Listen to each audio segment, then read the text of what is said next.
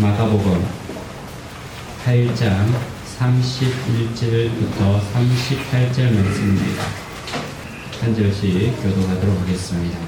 인자가 많은 고난을 받고 장로들과 대제사장들과 서기관들에게 버림받으려 죽임을 당하고 사흘 만에 살아나야 할 것을 비로소 그들에게 가르치시되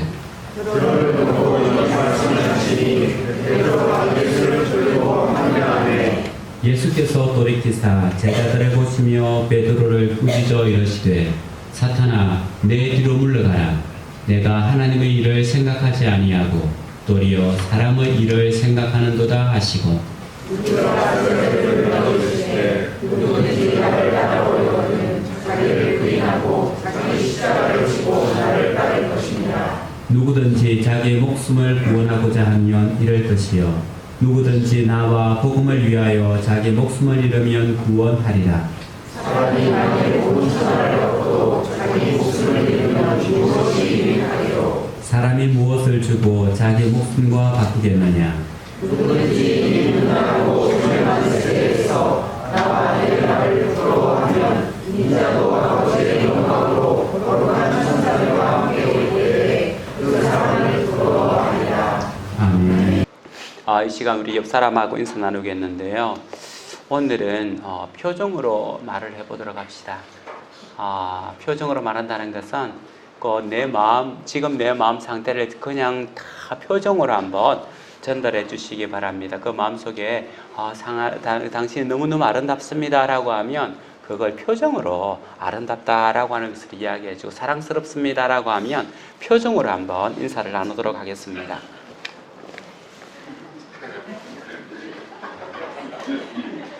네, 감사합니다. 표정에 우리의 마음이 묻어나고 표정을 통해서 또 우리의 마음이 전달되기도 하는 것 같습니다. 10년 전 아마 유명한 광고 중에 한 부분이었는데요. 어떤 유명한 사람의 비석에 새겨져 있는 글자가 아마 회자된 적이 있습니다. 그 비문이 뭐였냐 하면 우물쭈물 하다가 내 이렇게 끝날 줄 알았지 라고 하는 비석의 글자였어요. 아마 광고 보신 분도 있을 건데 우물쭈물 살다 내 이렇게 끝날 줄 알았지 하면서 옆에 백발 노인 멋있는 사람이 나왔는데요. 그 사람이 버나드 쇼라고 하는 사람인데 지금으로부터 한 100년 전, 150년 전의 사람이 되겠네요. 이 사람이 자기 비문에 새겨놓은 글자입니다. 그래서 이 사람은 실제로 어떤 사람이냐 하면 굉장히 유명한 평론가이고 극작가예요. 그래서 1925년도에 노벨 문학상을 받은 만큼이나 아일랜드에서 유명하고 세계적으로 유명한 극작가이며 또 평론가, 한마디 또 다른 말로 또 독설가이기도 해요. 이런 사람이었는데 굉장히 95세까지 살았는데 굉장히 성실하게 살았습니다. 그 광고가 조금 전에 말했던 것처럼 우물쭈물 살다 내 이렇게 끝날 줄 알았지 이건데요. 저는 또 이 문구를 가지고 옛날에 고등부 아이들에게 수련회 갔을 때에 너희들 이렇게 살면 안 된다. 우물쭈물 살지 말고 결단을 내려라. 열심히 살아라. 라는 쪽으로 말씀을 전한 적이 있는데요. 제가 이 자료를 쭉 찾아보니까 사실은 이 광고회사가 이것을 왜곡을 했어요. 실제로는 이런 말투가 아닌데 광고에서 그 시대정신, 지금으로부터 한 10년 전이니까 10년 전 시대정신, 열심히 살자, 우물쭈물거리지 말고 결단하고 열심히 살자 라고 하는 것을 광고하기 위하여 이 버나드 쇼의 비문을 가져오면서 약간 다르게 번역을 했습니다. 실제로 뭐라고 번역이 되어 있냐, 뭐라고 적혀 있냐 하면 나는 알았어. 이렇게 오랫동안 머물 만큼 머물면 이런 일이 일어날 줄 알았어. 나는 알았어. 머물 만큼 머물면, 충분히 머물면 나는 이런 일이 일어날 줄 알았어. 무슨 말이냐 하면 이것을 정확한 의미로 여러 가지로 분석되기도 하는데요. 정확한 의미 중에 하나는 뭐냐 하면 이렇게 오래 살아도 오랫동안 이 세상에 머물더라도 나는 무덤 속에 들어갈 줄 알았다는 거예요. 여러분도 알잖아요. 그죠? 여러분이 지금으로부터 100년을 더 사나 정말 과학이 발달해가지고 200년이 더 사나 결국은 마지막은 무덤 속에 들어갈 줄 안다는 거. 그 버나드 쇼가 무슨 말을 했냐면 내가 아무리 오래 살더라도 죽을 줄을 나는 알았어라고 하는 거예요. 그러면 버나드 쇼가 말하고 싶었던 것은 열심히 살자, 성실하게 살자라고 하는 의미가 아니라 죽을 인생이기 때문에 가치 있게 살자, 의미 있게 살아야 된다라고 하는 것을 말하고 싶었던 건데, 조금 전에 말씀드린 것처럼 우리나라 그대의 시대 정신이나 지금의 시대 정신이나 열심히 살면 성취할 수 있어. 남보다 일찍 일어나고 남보다 늦게까지 눕고 해서 모든 것에 에너지를 쏟으면 다 이룰 수 있어라고 하는 시대 정신을 담고 있는 거죠. 그런데 우리가 정말 열심히 산다고 하면 남들보다 더 잘 살 수 있을까요? 지금 어려움을 겪고 있는 우리 성도님들이 있는데요. 이분들 보면 누구보다도 열심히 살아요. 조합이 한 개뿐만 아니라 두 개. 아침 8시에 출근했다가 6시에 나와서 다시 밥 먹고 또 출근하고 밤 9시, 10시까지 사는데 그렇게 사는 사람이 있어요.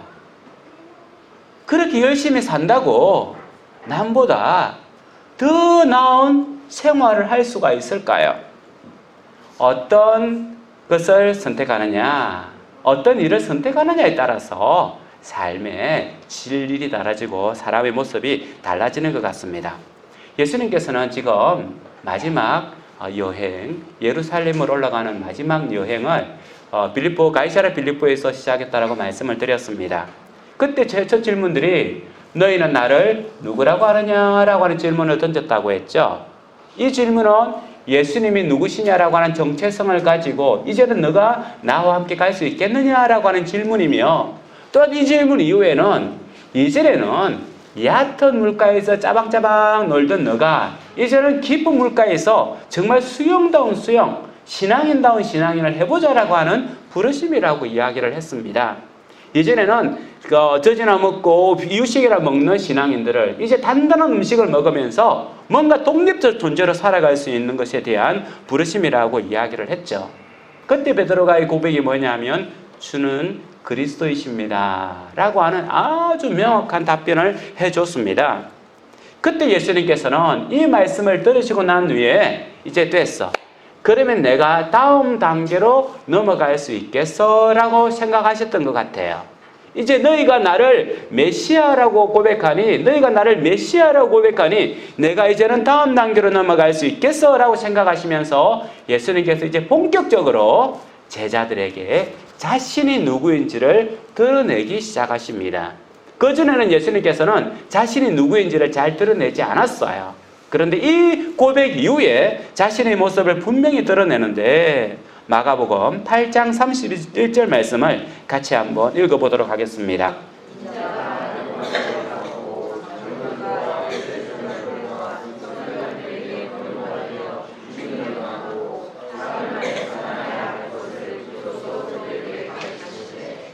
비로소 그들에게 가르치심에, 처음으로 그들에게 가르치는데 뭘 가르치냐 하면, 사흘 만에 내가 올라가면 많은 고난을 받고 장로들과 대제사장들과 서기관들에게 의해서 죽임을 당할 것이다. 내가 죽을 것이다 라고 하는 말씀을 전하는 거예요. 말씀을 하는 거예요. 예수님께서 비로소 본격적으로 자기의 죽으심과 부활에 대해서 말씀하고 계시는 겁니다. 예수님은 자신이 죽은 줄 알면서도 그 죽음의 길을 스스로 걸어가신다라고 하는 거죠.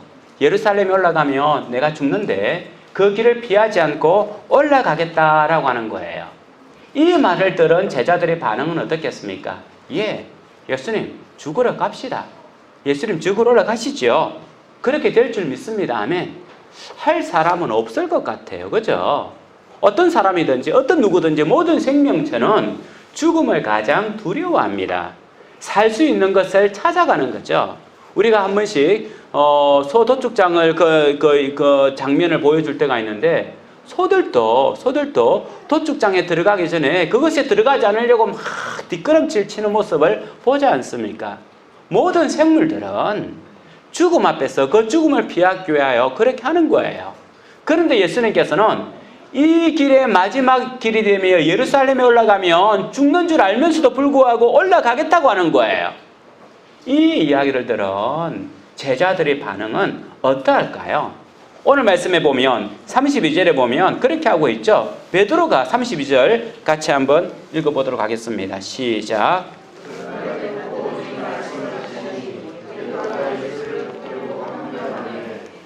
예, 베드로가 예수님을 붙잡고 뭐라고 하냐면 항변했다라고 말하고 있습니다. 항변하며 붙잡고 말 그대로 붙잡았다는 거예요. 바짝 자기한테 잡아당겼다는 겁니다. 나중에 조금 설명을 하겠지만 바짝 잡아당겼다는 게 무슨 의미일까? 라고 하면 멱살 잡았다는 거, 그죠? 멱살 잡았다는 것과 비슷한 표현입니다. 그리고 여기서 항변하다라고 하는 것은 다른 말로는 항의하다라고 하는 의미인데 좋은 말로서 항변하다, 항의하자지 영어 성경에서 리북 해가지고 꾸짖다라고 하는 의미가 되고 원어에도 역시 꾸짖다, 책망하다, 꾸짖고 책망하고 야단치는 것을 말합니다. 한번 제가 이 어떤 장면이 생각나냐 하면 예를 들면 빚쟁이가 와가지고 빚진 사람을 막 잡아당기면서 너 어떻게 이럴 수 있어? 왜 너가 이렇게 나에게 이렇게 할 수 있어? 라고 하면서 막 붙잡고는 꾸짖고 야단치는 그 장면과 비슷하다는 거예요. 베드로는 사실은 많은 것을 투자했지 않습니까? 그죠? 자기가 하던 일들을 내려놓고 모든 것을 스탑하고는 이 예수님을 따라 나오는 인생을 투자한 사람이에요. 그런데 인생을 투자한 분인데, 투자한 게 베드로인데, 이 투자해가지고 뭔가 좀 결실과 열매를 맺어가지고 몇 배로 맺을 거라고 생각을 했는데, 폭삭 망하는 순간입니다. 그렇기 때문에 베드로가 지금 예수님의 맥살을 잡았는지 옷을 잡았는지 명확하지 않지만 우리의 표현으로 말한다면 맥살을 붙잡고는 어떻게 이럴 수 있냐고, 어떻게 이렇게 할 수 있냐고, 내 돈 내놓으라고 그렇게 막 흔드는 그 장면을 예상할 수가 있습니다. 이건 말도 안 됩니다. 어떻게 이런 일이 일어날 수 있습니까? 당신은 메시아인데 어떻게 이렇게 할 수 있습니까? 라고 막 흥분해서 매달려 있는 그런 베드로의 모습을 볼 수가 있다는 거죠. 우리는 그 장면을 생각할 수가 있습니다. 이것은 온전히 베드로가 지금까지 예수님은 메시아입니다 라고 고백을 했는데 그가 생각하는 메시아가 어떤 메시아인지를 잘 드러내고 있습니다. 이스라엘 백성들이 말하는 메시아는 첫 번째로는 그들의 고통을 없애주는 분. 그들의 고통이라고 하는 것은 로마가 지금 자기 나라를 빼앗아가지고는 엄청 힘들게 하는데 이 로마를 물리치는 사람이 메시아였어요. 그리고 그들에게 뭘 줘야 되냐면 샬롬을 줘야 합니다. 평화를 줘야 됩니다. 병든 사람의 병을 고쳐주는 것은 샬롬이에요. 귀신 들린 사람의 귀신을 쫓아내는 것도 샬롬입니다. 각 마을에 필요한 평강을 주는 것이 샬롬이에요. 그래서 메시아는 두 가지를 해야 되는데 적을 물리치고 개인 한 사람 한 사람에게 샬롬 평안을 줘야 되는 거예요. 그런데 예수님 이런 메시아인데 이렇게 해야 되는데 이 메시아가 죽는다고 하는 것은 말도 안 됩니다. 그것도 로마 병장과 로마 군사와 싸우다가 죽는 것도 아니고 대제사장들과 바리새인들과 서기관들, 그 시대 정치적 종교적 지도자인 이 사람들에 의해서 죽임을 당한다고 하는 것은 시대적 역적이라고 하는 거죠. 시대적 역적이라고 하는 겁니다. 그러면 자기들도 어떻게 되는 겁니까? 역적의 무리가 되는 거죠. 그렇기 때문에 자기들의 목숨도 위협받는 그런 상황이라는 거예요. 그러니 이 베드로가 가만히 있을 수는 없죠. 예수님의 죽음이 단순히 예수님 개인의 죽음으로 끝나는 것이 아니라 자기 삶에 커다란 위협으로 다가올 수 있기 때문에 어떻게 그런 일이 일어날 수 있습니까? 어떻게 그런 일이 일어날 수 있냐고 예수님의 멱살을 붙잡고는 뒤흔들면서 꾸짖고 그런 일이 일어나서는 안 됩니다 라고 말을 하는 거예요.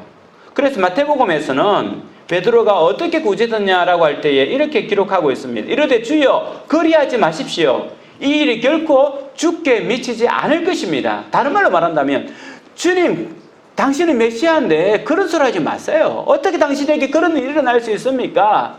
우리는 상상할 수도 없는 일입니다. 도저히 일어나지 않는 겁니다. 메시아 당신과 당신이 죽는다고 하는 것은 전혀 연결되지 않습니다.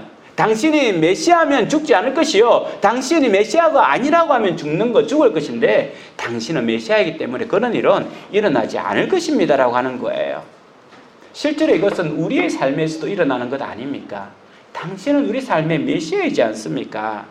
당신이 우리의 메시아인데 우리에게 평안을 주셔야 되고 평강을 주셔야 되고 우리를 이렇게 세워야 되고 우리의 대적들을 물리치시사 내가 가는 길은 탄탄대로가 되어야 되면 형통한 길이 되어야 되는데 왜 나의 앞에 이렇게 장애물들이 많이 나타나는 겁니까? 왜 나의 인생은 이렇게 힘든 겁니까? 당신이 나의 메시아 맞습니까? 라고 하는 것과 똑같은 겁니다. 우리도 신앙생활 하다 보면 하나님께서 우리의 기도를 듣지 않는 듯한 그런 시간도 있고, 때로는 우리가 주님께서 보내시는 길이라고 생각을 하고 그 길을 가는데 그 길에 많이 놓여있는 장애물들 때문에 긴가민가 하면서 그 길을 힘들게 가는 우리 인생이지 않습니까? 시시각각 원수들은 한 걸음씩 나를 포위해오고 내가 어디로 가야 될지 사방을 잃어버린 그런 것처럼 난감해할 때도 있지 않습니까? 그럴 때마다 우리는 주님, 당신이 메시아 맞습니까? 주님, 나를 도우시는 분 맞습니까? 라고 할 때가 있다는 거죠. 이것을 이렇게 대답하고 있을 때에 예수님은 베드로에게 또다시 말씀해 주고 계십니다. 여러분 같으면 어떻게 하겠습니까? 베드로야, 괜찮아 라고 좀 따뜻하게 다독거려 주면 좋겠는데 좀 기다려봐. 그래도 내가 부활하고 나면 너도 큰 인물 될 거야. 너 이름이 교회의 기초가 되어가지고 대대손손 너 이름은 높아질 거야. 그러니까 염려하지 마. 이렇게 좀 따뜻하게 미래를 이야기해 주면 되는데 예수님께서는 그렇게 하지 않았습니다. 33절 같이 한번 읽어보겠습니다. 시작.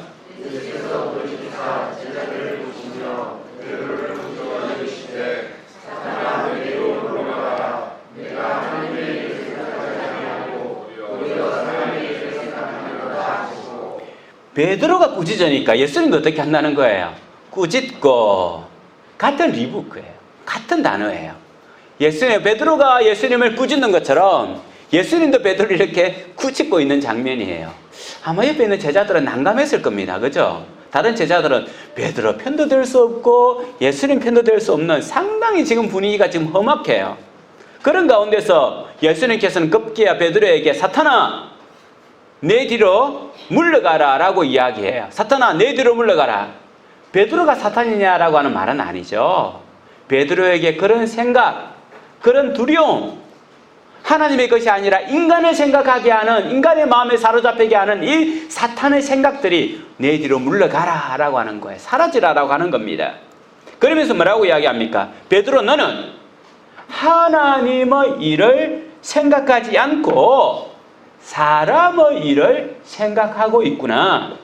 하나님의 일을 생각하지 않고 사람의 일을 생각하고 있구나. 이것이 무슨 생각이라는 겁니까? 사탄의 생각이라는 거예요. 이것이 하나님의 생각이 아니라 사탄의 생각. 사람의 일을 우선적으로 여기는 것, 사람의 일을 1순위로 두는 것이 바로 사탄의 생각이라는 겁니다. 사람의 생각은 뭡니까? 자신의 생각이죠. 자신의 관념, 자신의 가치관, 자기가 바라는 소망, 이 모든 것이 자신 중심적이 되면 자신의 생각이고 사람의 생각이라는 겁니다. 그래서 예수님께서는 베드로가 물론 예수님을 사랑하는 줄 알아요. 그 사랑에서 비롯되어서 예수님의 그 험난한 길을 가려고 하니까 가면 안 됩니다. 그런 일이 어떻게 될 수 있어요? 라고 막았겠지만은 또는 그가 지금까지 예수님에게 투자한 것이 너무도 많은데 이 많은 것이 다 숲으로 돌아갈 것에 대한 안타까움, 예수님이 돌아가시면 나도 죽을 것 같은, 나도 잡혀서 죽을 것 같은, 저 종교 지도자들, 정치가들에게 나도 잡혀 죽을 것 같은 두려움, 불안과 두려움과 애정이 지금 막 섞여 있는 거예요. 막 섞여 있어서 자신의 생각을 드러내고 있습니다. 이런 가운데에서 예수님은 이것이 바로 하나님의 생각이 아니라, 하나님의 일이 아니라 사람의 일이다라고 예수님께서는 명확하게 말씀해 주고 있습니다. 예수님은 베드로에게 사람의 생각을 하지 말고 하나님께서 행하시는 그 뜻을 바라봐라 라고 말씀하시는 거죠. 어떻게 하면 우리는 그러면 하나님의 일, 사람의 일을 구별할 수가 있겠습니까?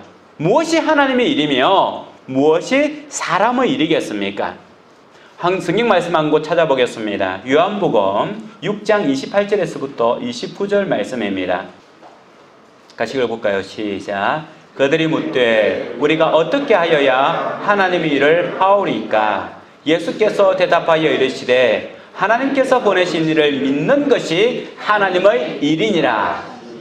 예수님께서는 하나님 일이 뭐냐라고 하는 것에 대한 명확한 정의를 내두셨습니다. 누구를 믿는 거라고요? 하나님께서 보내신 이, 곧 누구? 예수님을 믿는 것이 하나님의 일이라는 거예요. 하나님의 일은 이거예요. 예수님을 믿는 것, 예수님을 신뢰하는 것, 예수님을 신뢰하는 것. 신뢰한다는 말은 인격적으로 받아들인다는 것을 말하는 겁니다. EBS 교육 프로그램 중에서 옛날에 이런 게 한번 방영된 적이 있습니다. 제가 다른 자료를 준비하다가 옛날에 이 자료가 너무 교회에서 한쪽에 놔둔 건데요. 엄마들이 아이를 키울 때에 이제 일어나는 현상들인데 한 8개월에서 한 10개월 된 아이, 아장아장 걷는 아이가 있어요. 그래서 이제 실험하는 사람이 엄마는 이쪽에 두고 아이는 저 앞에 두고는 이 사이에 시각 구덩이 같은 거, 시각 낭떠러지죠. 시각 낭떠러지를 만들어요. 낭떠러지를 만들고 이만큼 높은, 밑에서부터 이만큼 높은 그 위에다 유리를 깔아요. 그리고 나서는 길을 만들어서 아이는 저쪽에 들어있고 엄마는 이쪽에 있습니다. 이 가운데는 시각, 이제 눈으로 볼 수 있는 구덩이 같은 게 있는 거고요. 그러면 여기서 엄마가 그 아이하고 서로 마주보고 있다가 아이가 이제 엄마한테 다가올 거지 않습니까? 그때 엄마가 두 가지 실험을 하는데 엄마가 무표정하게 있을 때와 엄마가 웃을 때에 이 아이가 어떻게 반응하느냐라고 하는 실험이에요. 그래서 아이가 이제 막 놀다가 엄마를 발견했잖아요. 그러면 이제 엄마한테 아장아장 끼어서 와요. 아장아장 끼어서 오는데 이 시각 구덩이 앞에 물론 유리가 있습니다. 이 구덩이에서 딱 보니까 구덩이가 있는 거예요. 구덩이가 있고는 어정어정하다가는 엄마를 한번 쳐다봐요. 그 엄마가 아무 표정 없이 아이를 가만히 쳐다봐요. 그러면 아이는 이 구덩이를 보다가 엄마를 보다가 이 구덩이를 보다가 엄마를 보다가 어떻게 하겠습니까? 구덩이를 이 위를 걸어가지 않아요. 그리고 나서는 뺑 돌아서는 다른 데로 가버려요. 그 두 번째 실험, 그 한 해만 그런 게 아니라 그 다음에도 역시 하니까 똑같은 반응을 일으키는 거예요. 엄마가 표정도 하면 가만히 쳐다보고 있으니까 이렇게 하다가 막 돌아가는 거예요. 두 번째 표정이 다시 똑같은 상황입니다. 아이가 아장아장 왔는데 구덩이가 있는 거예요. 그 엄마 표정 하는 거 보는 거예요. 그 엄마가 아이를 향해서 환하게 웃고 있는, 환하게 웃으면서 막 웃고 있으면 아이가 구덩이를 보다가 엄마 표정을 보고는 조금 멈칫하다가는 엉겁 막 구덩이를 건너가요. 그냥 그 구덩이를 건너가요. 첫 번째 아이만 그런 것이 아니라 그 두 번째 아이도 똑같이 그런 반응을 보이는 거예요. 뭐냐면 이 구덩이가 있어도 엄마의 표정을 보고는 이거 괜찮은 거구나. 엄마를 신뢰하는 거죠. 엄마가 나를 돕는구나. 그러면서 이 구덩이를 아무렇지도 않은지 막 가까이 가는 막 엄마가 너무 좋아가지고 버거도 넘어지기도 하던데 그렇게 하면서 엄마한테 안기는 거예요. 그게 뭐냐면 인격적 관계입니다. 인격적 관계. 구덩이를 바라보는 것이 아니라 그 앞에 있는 나를 바라보시는 그분을 보면서 내가 신뢰하고 믿으면서 이 구덩이를 그냥 엉금엉금 지나가는 거예요. 인격적 신뢰라고 하는 것은 그런 거죠. 우리가 잘 알고 있는 다니엘서 3장에 나오는 사드락과 메삭과 아베노고 이야기를 알고 있지 않습니까? 느부갓네살 왕이 큰 신상을 만들어 놓고는 누구든지 이 내가 만든 신상 앞에 절을 해라. 절하지 않으면 그 목을 쳐서 죽일 것이다 라고 하고 난 다음에 온갖 악기를 전려해가지고 큰 잔치를 베풀어서 다 절하겠는데 이 세 친구는 절을 하지 않죠. 그렇게 했을 때 신고가 들어갑니다. 유대에서 온 저 청년 3명이 우리 임금님께서 만드신 저 신상 앞에 절을 하지 않습니다. 임금님께서 말씀하신 대로 저 사람을 죽여야 합니다. 라고 했을 때에 다시 한 번 더 기회를 주는 거죠. 사드락과 메삭 아베노고야, 내가 너에게 다시 한 번 더 기회를 줄 테니까 내가 보는 데 앞에서 한 번 더 절을 한번 해라. 그럼 옛날에 저번에 안 했던 건 내가 다 용서해 줄게 라고 했을 때 그들이 뭐라고 이야기하냐 하면 왕이여 느부갓네살 왕이여 우리가 이 일에 대하여 왕에게 대답할 필요가 없습니다. 왕이여 우리가 섬기는 하나님이 계시다면 우리를 맹렬히 타는 풀무불 가운데에서 능히 건져내시겠고 왕의 손에서도 건져내시리이다. 그렇게 하지 아니하실지라도 왕이여 우리가 왕의 신들을 섬기지도 아니하고 왕이 세우신 금신상에게 절하지도 아니할 줄을 아옵소서. 이게 바로 하나님에 대한 신뢰예요. 인격적 관계예요. 금신상 앞에 절하지 않으면 펄펄 타오는 불 속에 집어 던질 거라고 당신이 그렇게 말했지만 나는 당신에게 더 이상 해줄 말이 없습니다. 나의 하나님이 이 풀무불 가운데서도 지켜줄 것이고 혹 지켜주지 않는다 할지라도 주님께서 그곳에서 나를 그냥 죽인다 할지라도 그렇게 한다 할지라도 나는 이 금신상 앞에 절할 마음이 없습니다. 이것이 바로 뭐냐 하면 하나님을 아는 거죠. 하나님을 아는 거예요. 예수님을 아는 거예요. 알 때에 용기가 생기는 겁니다. 하나님을 인격적으로 알 때에 어떤 어려움 가운데서 우리는 담대해질 수가 있는 겁니다. 두 번째로는 하나님의 일을 한다고 하는 것은 무엇을 의미하느냐 하면 썩을 양식을 위하여 일하지 않고 영생하도록 하는 일을 하는 겁니다. 요한복음 6장 조금 전에 보았던 말씀 앞에 있습니다. 6장 27절 말씀을 같이 읽어보겠습니다. 시작. 썩을 양식을 위하여 일하지 말고 영생하도록 있는 양식을 위하여 하라. 이 양식은 인자가 너희에게 주리니 인자는 아버지 하나님께서 인지신 자니라. 아멘. 여기서 중요한 것은 어떤 일을 하느냐, 일의 종류가 중요한 것이 아니라 누구를 위하여 일을 하느냐라고 하는 거죠. 목회가 물론 교회에서 중요한 직분이고 목회가 모든 것이 다 하나님의 일은 아닐 수 있습니다. 하나님 중심적으로 목회를 하지 않으면 이것은 사람의 일이 된다는 거죠. 그가 어떤 직업을 가지냐의 문제가 아니라 그가 가진 직업이 하나님과 어떤 관계 가운데 이 일을 하느냐라고 하는 거죠. 말 그대로 우리가 돌아다니면서 떨어져 있는 쓰레기를 줍는 그 직업을 가졌다 할지라도 이 일을 통하여 하나님께서 기뻐하시고 이 일을 통하여 교회를 섬기고 이 일을 통하여 예수님께서 하시는 일을 드러내겠다라고 하면 그만큼이나 거룩하고 그만큼이나 중요한 하나님의 일은 없는 거예요. 아무리 훌륭한 직업이 목사가 되었다 할지라도 하나님을 영화롭게 하지 않고 자기에게 필요한 것을 채우기 위한 사역이라고 한다면, 자기의 욕망을 채우고 자기 욕망을 확장하기 위한 사역이라고 한다면 이만큼이나 저주스러운 사람의 일은 없다는 겁니다. 그렇기 때문에 우리는 어떤 직업을 가졌냐의 문제가 아니라 건전한 직업을 가지고 있다고 한다면 이것이 누구를 위하여 사용하는 직업이냐라고 하는 것이 중요하다고 하는 거죠. 바울 사도는 갈라디아서 1장 17에서 이렇게 고백하고 있습니다. 이제 내가 사람들에게 좋게 하랴, 하나님께 좋게 하랴.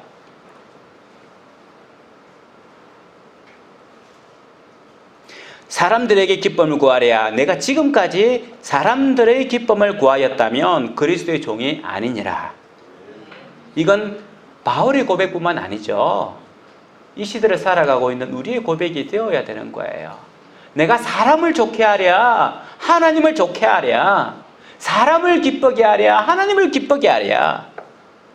내가 사람의 기쁨을 구하였다면 그리스도의 종이 아니니라. 이게 우리의 고백이 되기를 소원합니다. 그러면 마지막으로 어떻게 하면 우리가 하나님 일을 할 수가 있겠습니까? 하나님을 생각하는 뿐만 아니라 하나님 일을 해야 되는데 어떻게 하면 하나님 일을 할 수가 있겠습니까? 고린도전서 2장 11절 말씀을 찾아보겠습니다. 사람의 일을 사람 속에 있는 영 외에 누가 알리요? 이와 같이 하나님의 일도 하나님의 영 외에는 아무도 알지 못하느니라. 하나님의 일을 누가 안다는 거예요? 하나님의 영, 성령님이 아니고서는 하나님의 일을 알 수가 없대요. 이게 우리가 예수님을 믿는 데 있어서 키포인트예요. 성령님을 통하여서 하나님의 일을 아는 거지. 야, 이거 하나님의 일인가? 저게 하나님의 일인가? 우리의 지각, 우리의 분별력으로는 알 수가 없다는 거예요. 그래서 하나님의 영만이 하나님의 일을 아는데, 밑에 14절 말씀을 같이 보겠습니다. 14절 말씀. 고린도전서 2장 14절입니다. 시작. 육에 속한 사람은 하나님의 성령의 일들을 받지 아니하나니 이런 그것들이 그에게는 어리석게 보이며 또 그는 그것들을 알 수도 없나니 그러한 일은 영적으로 분별되기 때문이라.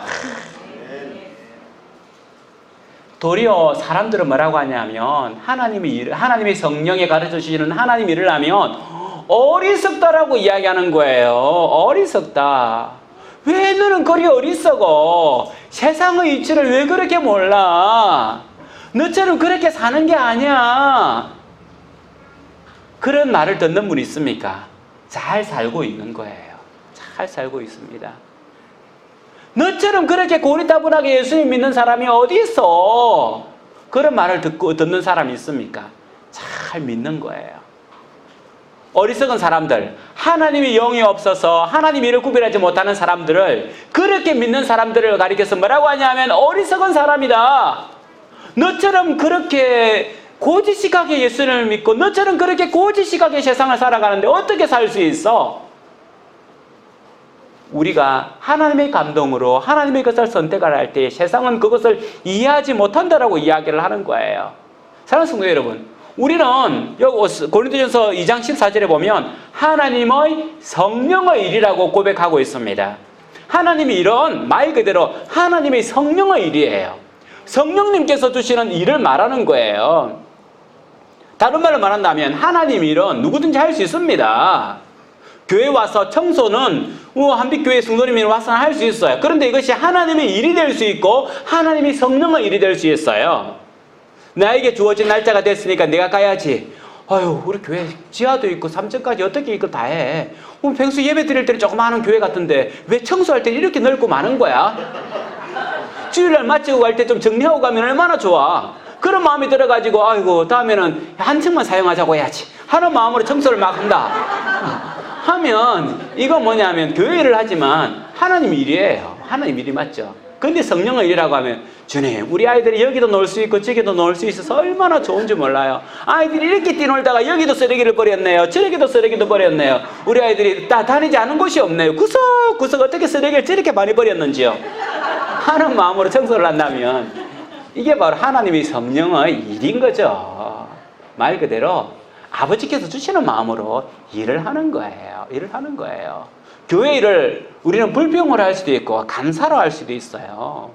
불평으로 해도 교회 일은 교회 일입니다. 그런데 이것이 하나님의 성령의 일은 아니라는 거죠. 하나님의 성령의 일이 아니라는 거예요.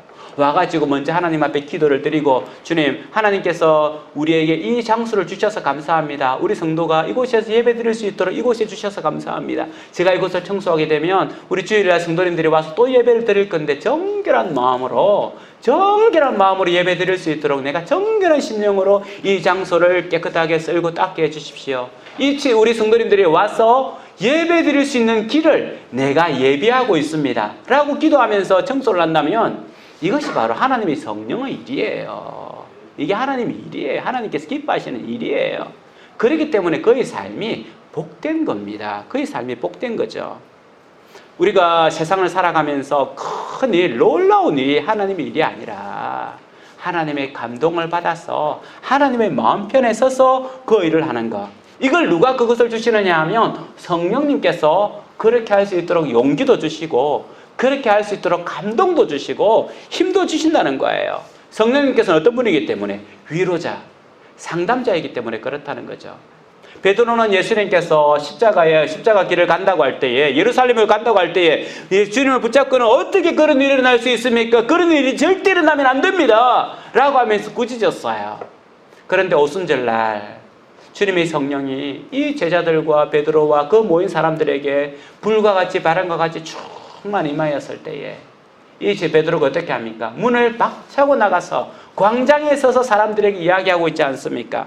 베드로가 11사도와 함께 서서 소리를 높이 이르되 유대인들과 예루살렘에 사는 모든 사람들아 이 일을 너희로 알게 한 것에 내 말에 귀를 기울이라 라고 하면서 우리가 오늘 이렇게 말하는 것은 술에 취한 것이 아니다 라고 하면서 누구든지 주 이름을 부르는 자는 구원을 받으리라 라고 하는 예수님을 그 자리에서 선포하고 있지 않습니까? 예수님 그렇게 하면 안 됩니다. 어떻게 그렇게 할 수 있어요? 라고 불안과 원망과 두려움과 휩싸여 가지고는 옴짝달짝 못하던 그가 성령님께서 그에게 임하심으로 돌이 모든 사슬을 다 깨쳐버리고 예수님의 담대한 정인으로 살아가지 않았습니까? 이것이 바로 하나님의 성령의 일입니다. 사랑하는 성도 여러분, 누가 이 길을 갈 수 있습니까? 아가서 8장 6절에서는 이렇게 기록하고 있습니다. 너는 나를 도장같이 마음에 품고 도장같이 팔에 두라. 사랑은 죽음같이 강하고, 다른 말로 말하면 사랑은 죽음보다 강하다라고 하는 거예요. 우리 예수님께서 그 길을 간 것은 죽음이 두렵지 않기 때문이 아니에요. 십자가가 가볍기 때문에 그 길을 갈 수 있었던 게 아니에요. 그 십자가의 길을 이길 수 있었고 십자가의 길을 갈 수 있었던 것은 사랑 때문이었습니다. 우리를 사랑하는 그 사랑 때문에 주님은 그 두려운 길, 힘든 길, 예수님도 정말 피땀을 흘리면서 갔던 그 길을 예수님은 갈 수 있었던 거죠. 주님이 우리에게 보여준 것은 바로 죽음보다 강한 사랑이었습니다. 우리도 죽음보다 강한 사랑을 가질 때에 하나님의 일을 능히 행할 줄 믿습니다. 우리 삶에서 하나님의 성령의 일이 온전히 일어나기를 주님의 이름으로 축원합니다.